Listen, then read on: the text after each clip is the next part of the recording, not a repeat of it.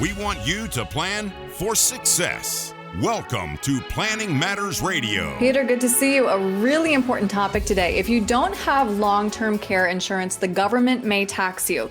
We've discussed before that the right time to buy long-term care insurance is before you need it, but now you may not have much of an option. 13 states are now considering taxing those without a long-term care insurance policy. In Washington, the mandate has already passed. Residents who don't have a policy will face a payroll tax of 58 cents on every 100 they earn with no cap. So do you see more states adopting this mandate?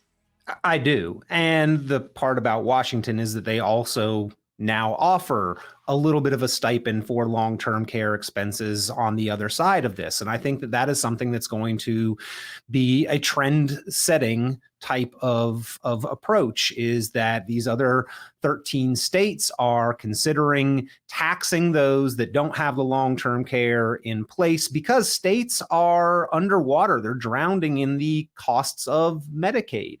And one of the big portions of that is that they are on the hook to help to fund and pay for those people who enter into long-term care or assisted living or nursing home care that have not taken the steps to plan for this on their own. So in order to offset some of that potential expense, some of that real expense, what they are doing is that they are proposing to tax people during their working and healthy years, so that if they encounter that event later on down the road, there is a pool that helps them to offset that expense. And it certainly is not the first instance in which the government has taken such proactive steps.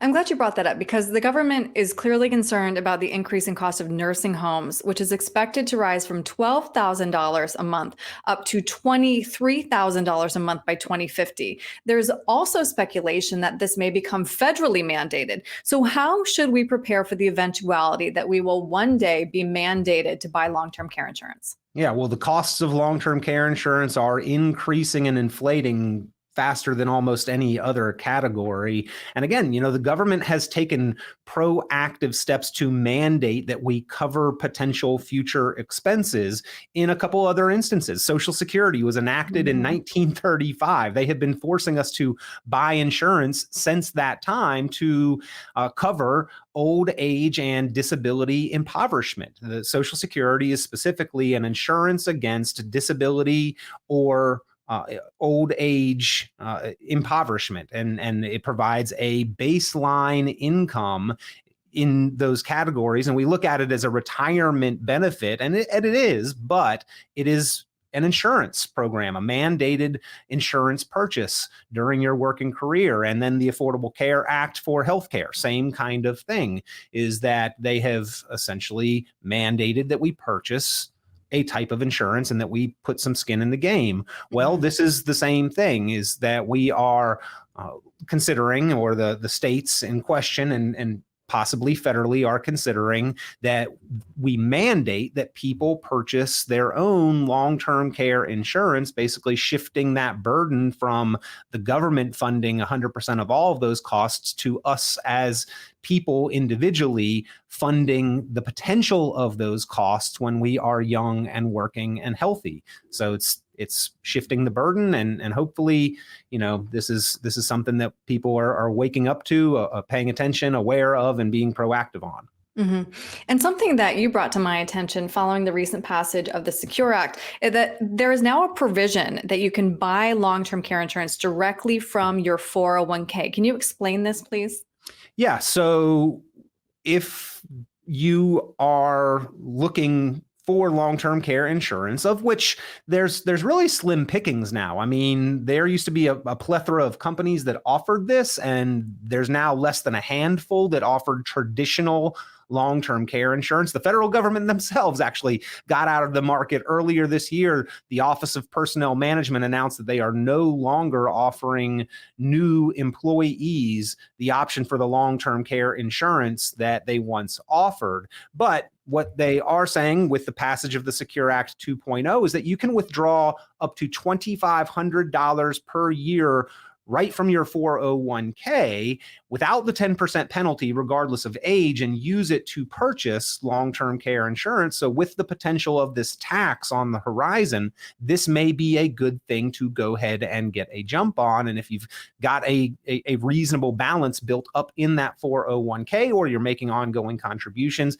it would be a way to reposition dollars and potentially avoid this tax. Go ahead and secure that long-term care insurance now ahead of time. And again, there is a real limited market on traditional long-term care insurance. So the industry has moved more toward accelerated benefits from life insurance. If you've purchased life insurance, the death benefit is there. But if you need it for long-term care costs during your lifetime, you could advance yourself that death benefit, or what's called a linked benefit with an annuity that has a guaranteed baseline of income, but that income increases if you have or encounter long-term care costs. And the alternatives are that you are self-insured, and I could take $500,000 and put it in the bank for my $500,000 home and say, well, I'm self-insured, I no longer need homeowners insurance.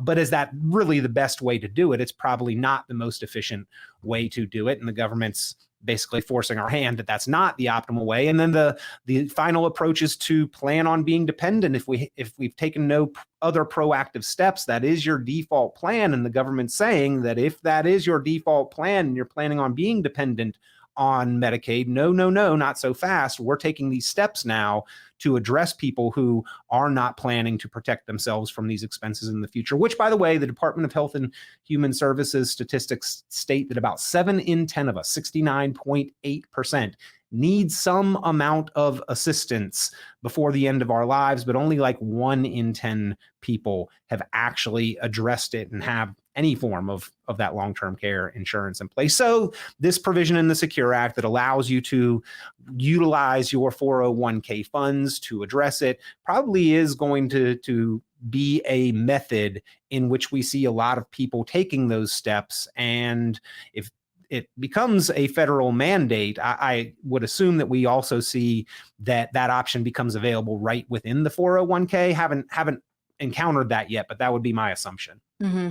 As you and I were talking it through, though, I bristled a little bit at the fact that as a 20-year-old, you would have to be buying long-term care insurance. I don't have any long-term care insurance, Peter. It feels like it's not even relevant to me right now. Right. Yeah. And we've heard for decades that the right time to buy long-term care insurance is somewhere between like 60 and 65, maybe, because then you're not paying into it forever and ever without a high probability of needing it. And you get it at a young enough age where those health issues that come up aren't prohibitive. But the government doesn't care about that. They have forced us to pay into Social Security from $1 that we earn to prevent disability and to protect against poverty in old age. And I would assume that this system, when we see it come to fruition, is very much the same, that each and every dollar that we earn from the very first ones we earn are subject to protecting our future selves and the government and others against these potential costs falling on everyone's shoulders. Mm-hmm. So do you see then the benefit of pulling money from that 401k? Is it a tax benefit, or is it just still better to go buy your own policy by yourself? Well, I think in essence, you are buying the policy by yourself. You're just using it with dollars that had some limitations in accessing them. So rather than doing it out of new cash flow moving forward, if you've got that balance there, maybe you can do so off of just a portion of the growth that those dollars would hopefully achieve over the course of a year. So it's kind of 6 1/2 dozen in the other there, but if we've already got a pot of money over there, it just may feel easier than doing it out of our after-tax payroll new income.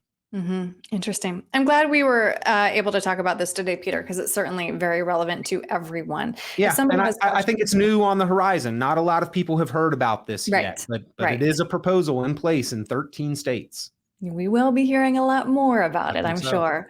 Peter, how can somebody get a hold of you with questions? Yeah, if you would like to be in touch, if you have any questions about your financial investment, retirement planning, you'd like to get that optimized retirement plan put together, just give us a call at Richon Planning, 919-300-5886, 919-300-5886, or you can visit online, richonplanning.com. It looks like Rich on planning.com. It's my last name, Peter Richon at Richon Planning, and we look forward to helping anyone who wants to further their financial and retirement planning progress. All right, Peter, thank you. Always a pleasure, Erin. Thank you. This has been Planning Matters Radio. The content of this radio show is provided for informational purposes only and is not a solicitation or recommendation of any investment strategy. You are encouraged to seek investment, tax, or legal advice from an independent professional advisor. Any investments and/or investment strategies mentioned involve risk, including the possible loss of principal. Advisory services offered through Brookstone Capital Management, a registered investment advisor. Fiduciary duty extends solely to investment advisory advice and does not extend to other activities such as insurance or broker-dealer services. Advisory clients are charged a quarterly fee for assets under management, while insurance products pay a commission, which may result in a conflict of interest regarding compensation.